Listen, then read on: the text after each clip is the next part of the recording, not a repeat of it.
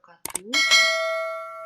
Ketemu lagi dengan saya di pertemuan kedua untuk materi bilangan bulat matematika kelas 7.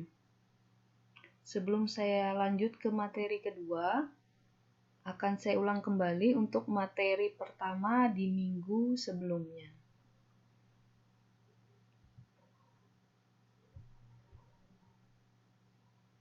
Adapun pada bilangan, materi bilangan itu memiliki kompetensi dasar, yakni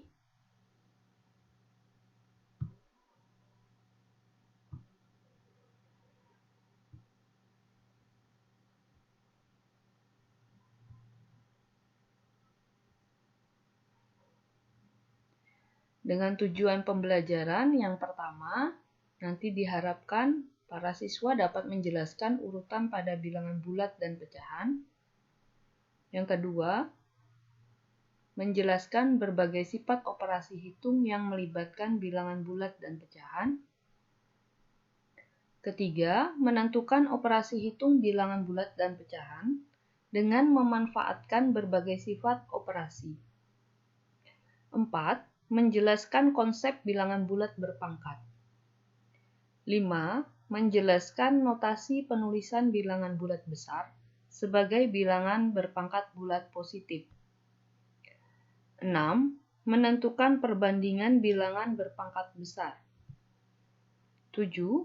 Menyelesaikan masalah sehari-hari yang berkaitan dengan urutan beberapa bilangan bulat dan pecahan dengan memanfaatkan berbagai sifat operasi. Adapun di materi bilangan, poin bahasan yang akan kita bahas adalah yang pertama, yang merupakan materi minggu lalu, yakni membandingkan dan mengurutkan bilangan bulat. Kedua, penjumlahan dan pengurangan bilangan bulat. 3. Perkalian dan pembagian bilangan bulat. 4. Operasi hitung campuran pada bilangan bulat. 5. Bilangan pecahan. 6. Membandingkan dan mengurutkan bilangan pecahan. 7. Operasi penjumlahan dan pengurangan bilangan pecahan. 8. Operasi perkalian dan pembagian bilangan pecahan. 9. Operasi hitung campuran pada bilangan pecahan. 10. Mengenal bilangan berpangkat bulat positif.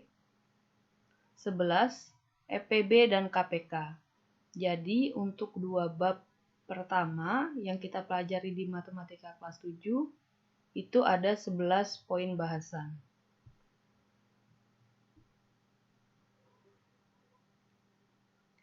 Untuk materi minggu lalu yaitu membandingkan dan mengurutkan bilangan bulat. Dalam membandingkan dan mengurutkan bilangan bulat ada beberapa yang dibahas. Yang pertama yaitu pengertian bilangan bulat itu sendiri. Yang kedua, membandingkan dan mengurutkan bilangan bulat. Yang ketiga, lawan suatu bilangan bulat. Untuk bilangan bulat, sebelum saya menjelaskan tentang bilangan bulat, ada beberapa bilangan. Yang pertama yaitu bilangan asli.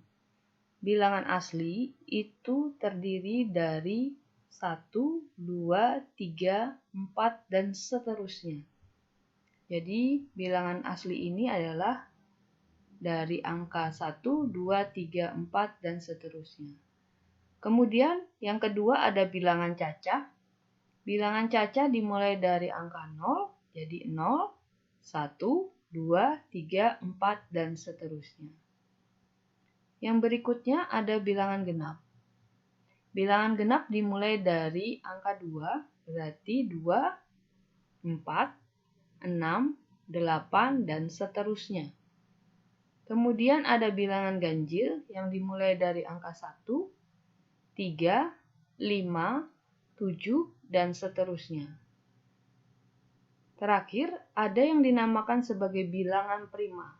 Bilangan prima itu sendiri adalah bilangan yang habis dibagi dengan 1, dan bilangan itu sendiri kecuali 1. Jadi 1 tidak termasuk dalam bilangan prima. Jadi bilangan prima dimulai dari angka 2, 3, 5, 7, 11, dan seterusnya. Semua bilangan yang saya sebutkan ini sudah dipelajari di SD. Bilangan bulat. Bilangan bulat terdiri dari bilangan bulat yang negatif, angka 0, dan bilangan bulat positif.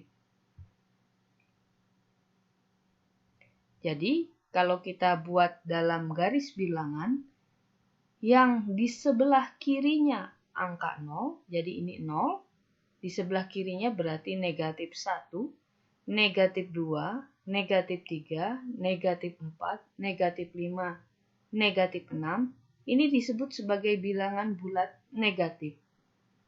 Sedangkan di sebelah kanannya 0, angka 1, 2, 3, 4, 5, 6, dan seterusnya, itu merupakan bilangan bulat positif. Setiap angka yang ada di sebelahnya 0 itu selalu dimulai dari angka 1. Jadi di sebelah kanan di sebelah kanan 0 dimulai dengan angka positif 1, sedangkan di sebelah kiri 0 dimulai dengan angka negatif 1. Dan 0 juga termasuk bilangan bulat. Artinya karena 0 ada di tengah-tengah, maka 0 tidak positif dan tidak bernilai negatif. Diingat kembali, 0 itu tidak positif dan tidak negatif. Membandingkan bilangan bulat. Perhatikan garis bilangan berikut. Bilangan yang ada di sebelah kanan selalu bernilai lebih besar dari bilangan di sebelah kiri. Jadi kalau misalkan saya ambil angka 2, maka 2 itu ada di kanannya 1. Maka 2 lebih besar daripada 1. Jika saya ambil bilangan 2, kemudian saya bandingkan dengan negatif 3, karena 2 ada di sebelah kanan, sedangkan negatif 3 ada di sebelah kiri, maka 2 lebih besar daripada negatif 3. Semakin ke kanan letak suatu bilangan, nilainya akan semakin besar. Jadi negatif 4 itu lebih besar daripada negatif 5. Negatif 3 lebih besar daripada negatif 4. Negatif 2 lebih besar daripada negatif 3. Walaupun angkanya 3 lebih besar daripada 2, tapi karena negatif 3 ada di kiri, sedangkan negatif 2 ada di kanan, maka negatif 2 nilainya lebih besar daripada negatif 3. Semakin ke kiri letak suatu bilangan, nilainya semakin kecil. Jadi negatif 1 dengan 0, karena negatif 1 ada di sebelah kirinya 0, maka negatif 1 nilainya lebih kecil daripada 0. 1 dan 0, karena 0 ada di sebelah kiri 1, maka 0 nilainya lebih kecil.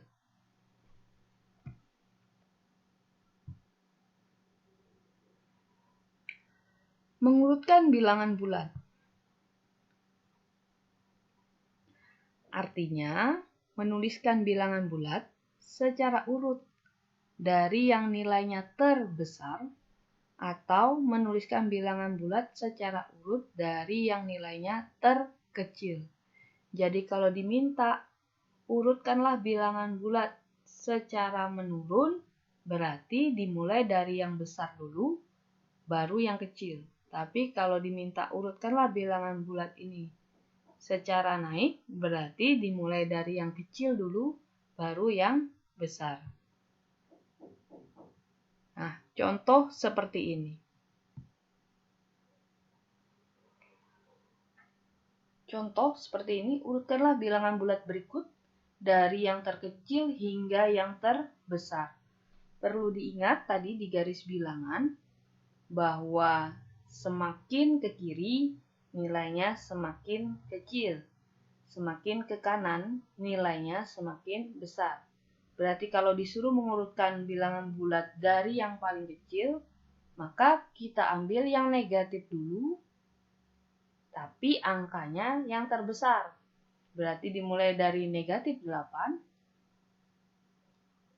ya, ada negatif 8, ada negatif 4, ada negatif 10, ada negatif 1. Oh, ternyata walaupun negatif 8 ini negatif, tapi ada lagi yang angkanya lebih besar, yaitu negatif 10. Berarti dimulai dari negatif 10, baru negatif 8. Kemudian lanjut lagi, berarti ini tadi sudah, ini sudah, berarti lanjutannya adalah negatif 4. Urutan yang berikutnya berarti negatif 1. Kalau negatif sudah semua, berarti yang berikutnya adalah 0 jika ada. Nah, kebetulan di sini di soal ada 0, berarti masukkan 0. Setelah 0 berarti angka 1, 2, dan seterusnya. Kita lihat yang kecil yang mana? Berarti 2. Berarti kita mulai dari 2.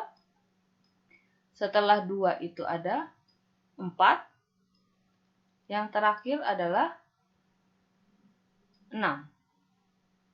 Jadi urutan bilangan bulat dari yang terkecil hingga yang terbesar itu jika diurutkan dimulai dari negatif 10, negatif 8, negatif 4, negatif 1, 0, 2, 4, yang terakhir 6.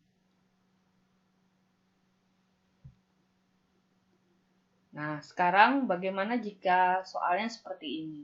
Disuruh urutkanlah bilangan bulat berikut dari yang terbesar. Perhatikan yang terbesar. Berarti kalau yang terbesar kita ambil yang positif dahulu dan angkanya yang nilainya paling besar. Yang positif di sini ada 2, 6, 10, dan 5. Dari yang saya garisin ini, yang paling besar nilainya adalah 10. Berarti kalau kita urutkan, kita mulai dari 10. Kemudian di bawahnya 10 berarti 6. Di bawahnya 6 berarti 5. Di bawahnya 5 berarti 2. Oke, sudah semua yang positif. Sekarang kita lihat, ada 0 nggak? Oh, nggak ada. Kalau nggak ada 0 berarti kita lanjut ke yang negatif.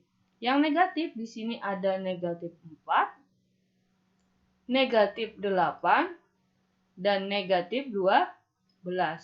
Perhatikan mintanya dari yang terbesar. Kalau terbesar berarti yang negatif itu angkanya paling kecil.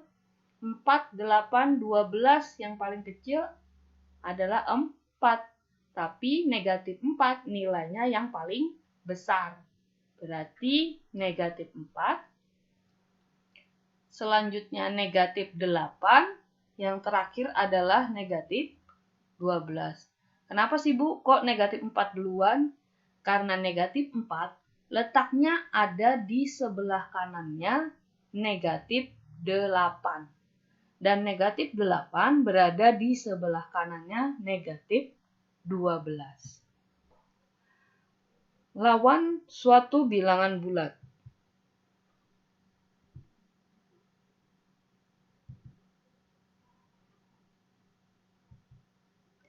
Setiap bilangan bulat memiliki lawan.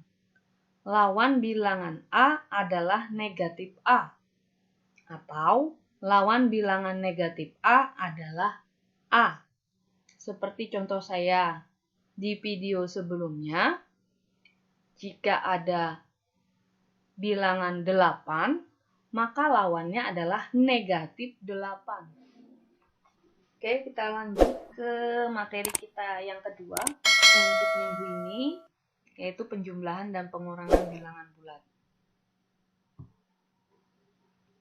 Untuk penjumlahan bilangan bulat, kita bisa melakukannya dengan yang pertama, penjumlahan dengan melakukan mistar hitung. Untuk mistar hitung ini kita memerlukan 2 buah mistar. Saya misalkan di sini ada mistar A, kemudian ada mistar B. Mistar A ini adalah mistar yang pertama, mistar B adalah mistar yang kedua. Jika saya punya soal, kita akan menentukan hasil negatif 4 ditambah 15 dengan menggunakan mistar hitung. Nah, nanti di angka pertama yaitu negatif 4, itu kita taruh di mistar pertama. Kemudian angka yang kedua yaitu positif 15, itu kita letakkan di mistar D, yaitu mistar kedua. Nah, caranya pertama, pada mistar A, letakkan dulu mistar A, kemudian beri tanda bilangan pertamanya, tadi karena soalnya adalah negatif 4, maka di sini saya kotakin angka negatif 4. Kemudian, untuk mistar yang kedua, untuk meletakkan angka 15, sebelum saya meletakkan angka 15, saya dempetkan dahulu angka 0 dengan negatif 4-nya mistar A. Jadi di mistar A-nya negatif 4, tapi di mistar B-nya 0. Ini saling berdempetan atau saling berimpitan. Nah, karena ditambah 15, berarti yang kita ambil adalah bilangan yang positif, yaitu 15. Di mistar B. Berarti di mistar B ini saya kotakin angka positif 15. Nah, untuk hasilnya itu adalah angka yang berhimpit dengan 15 yang posisinya ada di mistar awal atau mistar A. Jadi, angka yang berhimpit dengan 15 itu adalah 11. Maka negatif 4 ditambah 15 hasilnya adalah positif 11. Nah, bagaimana jika penjumlahan dengan garis bilangan? Perhatikan, untuk menentukan negatif 4 ditambah 15 dengan menggunakan garis bilangan, pertama buat dulu garis bilangan. Nah, di sini dari 0, di sini 1, negatif 1, negatif 2, negatif 3, negatif 4. Maka yang pertama, langkah pertama, buatlah panah ke arah negatif 4. Dimulai dari 0. Jadi untuk garis bilangan selalu mulai dari 0. Jadi ini mulainya dari 0, panah ini menuju negatif 4. Kemudian karena soalnya ditambah 15 dan 15 itu adalah positif, maka dia ke arah kanan. Jadi kita ambil ke arah kanan 15 langkah. Jadi 1, jadi dari negatif 4 ini ya, ini dari sini sampai sini. Berarti kita hitung 15 ini. 1, 2, 3, 4, 5, 6, 7, 8, 9, 10, 11, 12, 13, 14, 15. Jadi panjang panah yang kedua ini itu adalah 15 ke arah kanan. Karena 15 soal itu, angka 15 di soal itu adalah positif. Nah, hasilnya yang mana? Hasilnya ini panah dari 0 sampai di ujung panah kedua. Ujung panah kedua ini ada di sini. Berarti hasilnya di sini. Kita lihat angkanya di sini adalah 11. Berarti negatif 4 tambah 15 itu hasilnya 11. Oke, jadi kalau negatif itu ke arah kiri, ya, nih langkah-langkahnya dimulai dari angka 0, melangkah 4 satuan ke kiri karena negatif 4, kemudian dilanjutkan ke arah kanan karena 15-nya adalah positif. Nah, langkah terakhirnya itu dilihat panah kedua itu stopnya di mana. Oke. Sekarang kalau penjumlahan secara langsung. Misalkan ada bilangan bulat A dan B, maka A tambah B itu ya A tambah B. A ditambah negatif B sama dengan A dikurang B. Negatif A ditambah B itu sama dengan negatif dalam kurung A dikurang B. Negatif A ditambah negatif B itu sama dengan negatif A ditambah B. Oke, yang saya perlu tekankan di sini untuk penjumlahan secara langsung adalah perhatikan pada tanda. Jika ada dua tanda berdekatan seperti ini ya, ada tanda berdekatan, kemudian di antara tanda tersebut tidak ada angka, maka tandanya bisa kita rubah menjadi satu tanda saja.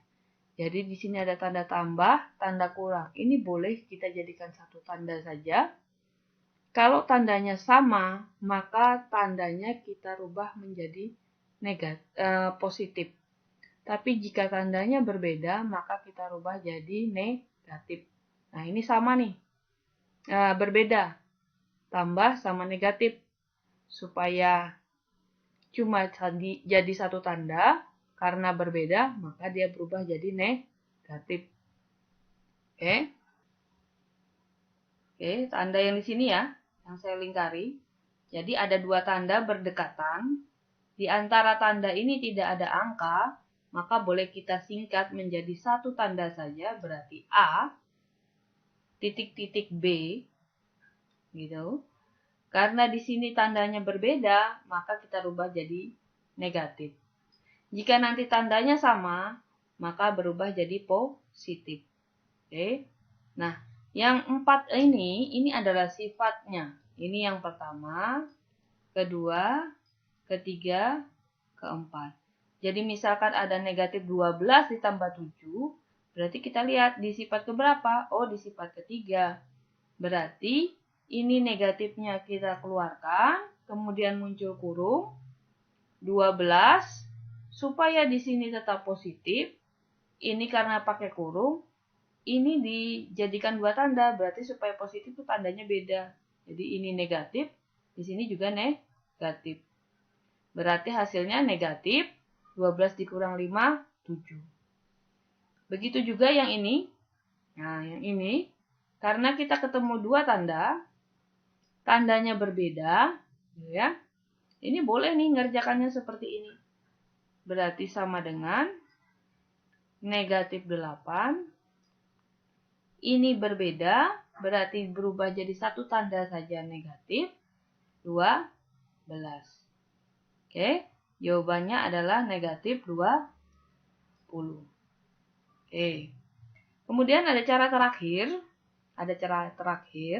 Jika kalian masih bingung, ya. Saya ambil contoh tetap sama, negatif 12 ditambah 5. Nah, untuk negatif kita anggap sebagai hutang.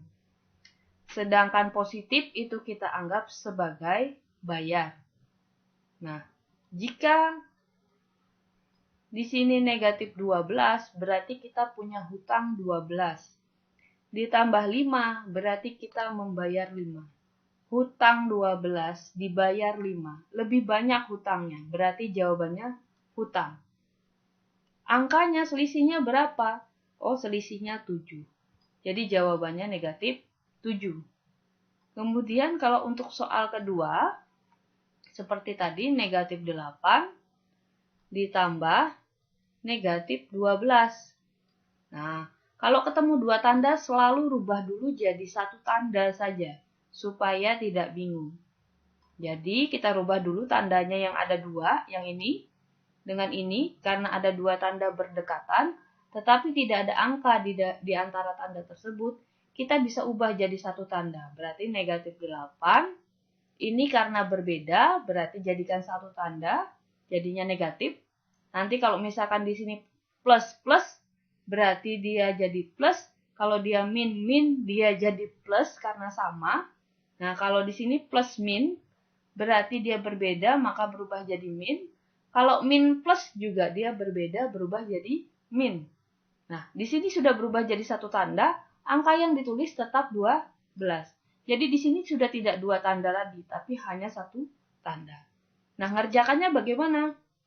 8 ini tandanya negatif, berarti hutang 8. 12 negatif juga, berarti hutang 12. Hutang 8, hutang lagi 12. Berarti hutangnya semakin banyak. berarti tandanya negatif karena hutang tadi semakin banyak. Angkanya dijumlah karena semakin banyak, berarti 8 tambah 12 itu 20. Oke, demikian. Oke, kita lanjut ke sifat-sifat penjumlahan bilangan bulat. Adapun sifat-sifat penjumlahan bilangan bulat, yang pertama, pada penjumlahan dua bilangan bulat, ini berlaku sifat komutatif. Komutatif itu artinya pertukaran. Jadi kalau A tambah B, ya sama saja hasilnya dengan B tambah A. Jadi negatif 14 ditambah 18 hasilnya sama saja dengan 18 ditambah negatif 14. Negatif 35 ditambah negatif 15 itu hasilnya sama saja dengan negatif 15 ditambah negatif 35. Jadi sifat pertama itu hanya ditukar saja. Sifat yang kedua, pada penjumlahan tiga bilangan bulat itu berlaku sifat asosiatif atau pengelompokan. Jadi kalau ada dalam kurung A tambah B, tutup kurung ditambah C, ini sama dengan A ditambah dalam kurung B tambah C tutup kurung. Karena di sini prosesnya adalah penjumlahan semua, jadi boleh kita kelompokkan yang dua di depan dulu dijumlahkan, atau seperti ini, yang dua di belakang dulu dijumlahkan. Itu nanti hasilnya akan sama. Sifat yang ketiga, penjumlahan dua atau lebih bilangan bulat menghasilkan bilangan bulat. Ini disebut sifat tertutup. Jadi, bilangan bulat ditambah bilangan bulat, hasilnya pasti bilangan bulat. Tidak mungkin bilangan bulat ditambah bilangan bulat, itu hasilnya pecahan. Oke. Sifat yang keempat, bilangan 0 disebut sebagai unsur identitas pada penjumlahan bilangan bulat. Kenapa disebut sebagai unsur identitas? Karena penjumlahan bilangan bulat dengan 0, hasilnya pasti bilangan bulat itu sendiri. Jadi A ditambah 0, misalkan A-nya adalah bilangan bulat, itu sama saja dengan 0 ditambah A. Dan hasilnya pasti A. Contohnya seperti ini. 37 ditambah 0 itu sama saja dengan 0 ditambah 37. Hasilnya juga pasti 37. Sifat yang kelima. Hasil penjumlahan bilangan bulat dengan lawannya sama dengan 0. Jadi suatu bilangan bulat dijumlahkan dengan lawannya, itu hasilnya 0. Contoh seperti tadi, 8 itu lawannya adalah negatif 8. Berarti 8 ditambah negatif 8, hasilnya pasti 0. Karena punya 8, kemudian hutang 8, berarti habis. Contohnya seperti ini. Ada hutang 23, dibayar 23, berarti 0. Punya 23, ditambah hutang 23, itu juga 0. Pengurangan bilangan bulat. Cara melakukan pengurangan bilangan bulat. Pengurangan A oleh B itu sama saja penjumlahan A dengan lawan B. Atau boleh ditulis A dikurang B itu bisa kita tulis lagi sebagai A ditambah negatif B. Ya, seperti yang saya bilang tadi, karena dua tanda berdekatan, itu bisa diubah jadi satu tanda. Nah, karena di sini tandanya adalah negatif, berarti yang mungkin adalah plus min atau min plus. Karena tadi dikatakan sebagai penjumlahan, berarti plus min yang kita ambil. Jadi berubah jadi tambah negatif B. Oke.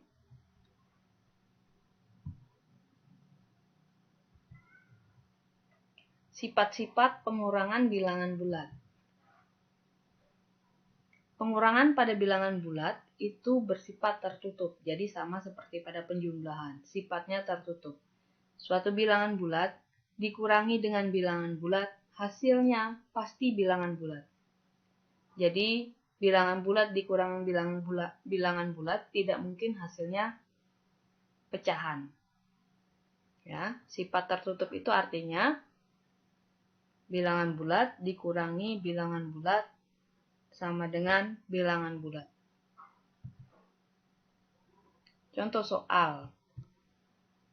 Nah, tentukanlah hasil penjumlahan dan pengurangan beruntun berikut ini.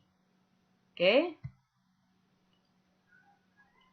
kalau contohnya seperti ini. Saya rasa kalau di SD sudah diajarkan semua bagaimana menjumlahkan atau mengurangkan bilangan bulat, baik menggunakan mistar hitung ataupun dengan garis bilangan. Nah, sekarang yang di sini yang akan saya terangkan itu dengan cara langsung saja. Untuk soal yang A, sebentar. Untuk soal A, di sini negatif 67 ditambah 35 ditambah negatif 54. Ini berapa? Nah, perlu diingat kembali di sifat penjumlahan bilangan bulat, di situ ada disebutkan bahwa kita bisa mengelompokkan atau menggunakan sifat asosiatif mengelompokkan. Boleh mengelompokkan yang di depan, boleh mengelompokkan yang di belakang. Sebelum mengelompokkan, perhatikan dulu tandanya. Jika ada dua tanda yang berdekatan, dan di antara tanda tersebut tidak ada angka, maka rubah dulu jadi satu tanda. Nah, seperti di sini. Di sini tidak ada. Sedangkan di sini ada dua tanda berdekatan, tambah, kurang, tapi di tengah-tengahnya tidak ada angka. Kita rubah dulu jadi satu tanda. Berarti kita bisa tuliskan kembali. Negatif 67 ditambah 35. Nah, ini kita rubah jadi satu tanda. Karena tandanya berbeda, berarti berubah jadi negatif 54. Oke, sudah seperti ini, baru kita kelompokkan. Saya ambil mengelompokkan yang di depan saja. Berarti negatif 67 ditambah 35. Ini saya kasih kurung karena dikelompokkan. Baru dikurang 54. Nah, yang dikerjakan yang mana? Yang dikelompokkan duluan ini yang kita kerjakan. Nah, tadi seperti saya bilang, kalau negatif itu hutang, kalau positif itu bayar. Berarti kalau hutang 67, dibayar 35. Besaran mana hutang dengan bayar? Betul, besaran hutang. Berarti jawabannya negatif. Berapa selisihnya? 67 dikurang 35. Berarti 32. Oke. Selesai ya yang di dalam kurung, yang dikelompokkan. Yang belum yang mana? Nih, negatif 54. Berarti kita lanjut di sini dikurang 54. Nah, baru kita selesaikan ini. Hutang 32. Hutang lagi 54. Hutang lagi. Berarti hutangnya semakin banyak. Berarti jawabannya negatif. Karena hutang semakin banyak. 32 karena semakin banyak berarti dengan 54 diapakan? Dijumlah. 32 tambah 54, 86.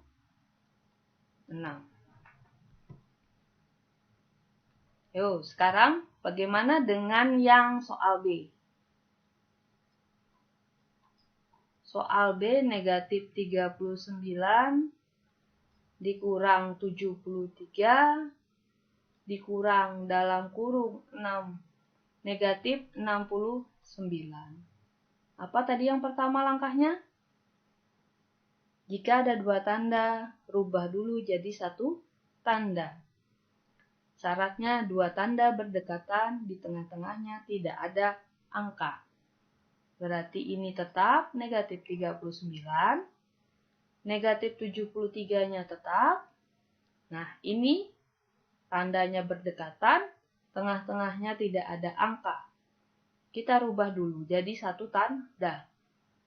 Karena tandanya sama, berarti berubahnya jadi positif. Berarti yang di belakang 69. Nah, tadi kan negatif nih. Karena dia berdekatan, berubah jadi positif karena tanda sama. Jadi ditambah 69. Mau ngerjakan yang mana dulu? Mau dikelompokkan yang depan dulu? Boleh. Mau dikelompokkan yang belakang dulu juga boleh.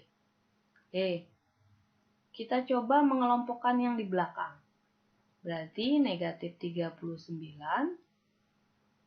dalam kurung ya, ini. Nah, berarti negatif 39 tetap, hutang 73 dibayar 69. Masih hutang atau sudah lunas atau kembali? Besaran mana hutang dengan bayar? Besaran hutang. Jadi tandanya negatif. Berapa selisihnya? Selisihnya 4. Kemudian langkah terakhir, hutang 39, hutang lagi 4. Berarti hutangnya semakin banyak. Berarti tandanya negatif, angkanya dijumlahkan.